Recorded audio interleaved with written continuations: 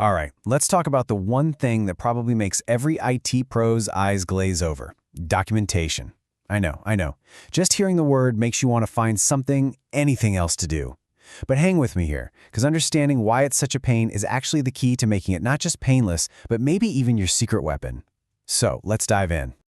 So let's just be real about it. When it comes to documentation, most sysadmins are in one of two groups. They either love it or they absolutely hate it. And come on, we all know the hate it group is way, way bigger. But why is that? Why is this task that we all kind of agree is important so universally despised? And look, the excuses are, well, they're pretty good excuses, right? The sky is always falling. There's always a server on fire, always a critical ticket. You just spent 6 hours wrestling some demon out of a server and you're thinking, there's no way I'll ever forget how I did that. Or maybe the whole idea is just dead on arrival because your team has been arguing for months about whether to use a wiki or Git. These are real-world pressures that make documentation feel like a total luxury. But while those reasons feel super valid in the moment, ignoring documentation isn't free, not even close. It has a very real cost. A cost in your time, your sanity, and yeah, an actual real-world money. This is where all those good excuses really start to crumble.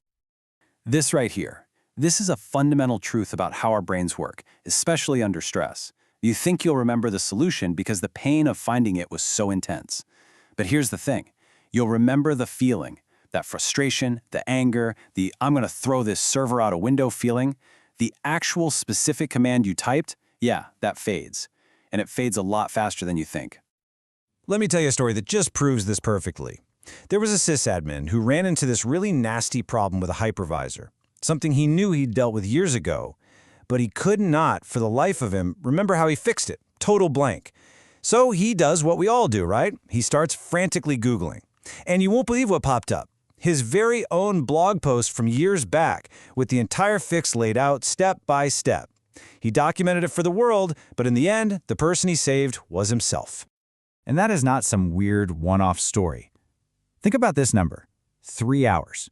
That's how long another IT pro spent crawling around a server room, digging through dusty old equipment.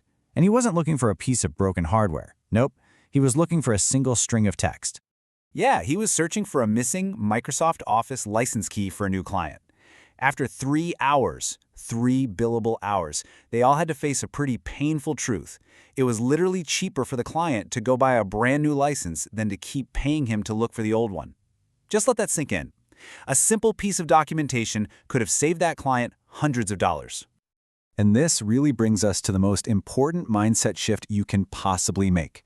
You have to stop thinking about documentation as a chore you're doing for somebody else, for your boss, or for that new person on the team. Start thinking of it as a gift. It's an act of kindness to the most stressed out, overworked person you know, future you. Because I guarantee the next person desperate for that information is probably going to be you. Okay, so hopefully we can all agree on the why. We get it, it's important. But the next big wall everyone hits is the how. And that whole conversation, well, it almost always starts with a debate about tools. Before we even look at a single piece of software, we need to get this golden rule straight. Say it with me. Some documentation is better than none. Seriously, bad documentation, messy documentation, documentation with typos, it's all infinitely better than no documentation at all. Don't let the idea of creating the perfect system stop you from just getting started. You know, the big debate usually comes down to these two camps. On one side, you've got super structured systems like using Git. It gives you incredible version control, which is awesome, but man, the learning curve can be steep. On the other side, you've got stuff like a simple wiki or OneNote. It's incredibly easy to just jump in and start writing, but it can turn into a huge mess. And what happens if your cloud service is down when you need it most? You know, there's no magic answer here. The best tool is and always will be the one your team actually uses consistently. But look, even the greatest tool in the world is totally useless if you don't build the right habits around it. The goal here isn't to create a dusty old museum of procedures. You want to build a living, breathing system. So what does that even mean, living documentation? It's actually a pretty simple idea. It means your docs should change and evolve right alongside your actual systems. It's not a one-and-done project. It's a continuous process, so what you're looking at is always a reflection of reality today, not a snapshot from 5 years ago. So, how do you make that happen? First, you adopt the #1 unbreakable rule. If you touch it, you update it. No excuses. Second, Make life easier with templates.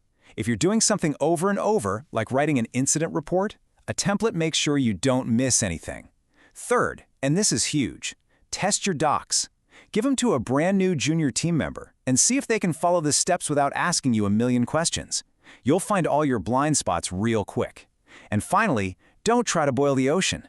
Start with what's most critical, your backup and restore procedures. Get those perfect before you worry about anything else. All right, we have to talk about something else. It's kind of the elephant in the room in a lot of IT departments.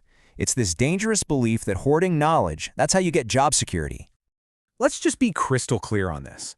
Hoarding what you know does not make you indispensable. It does the exact opposite. It makes you a single point of failure. It makes you a liability to your team and to the entire company.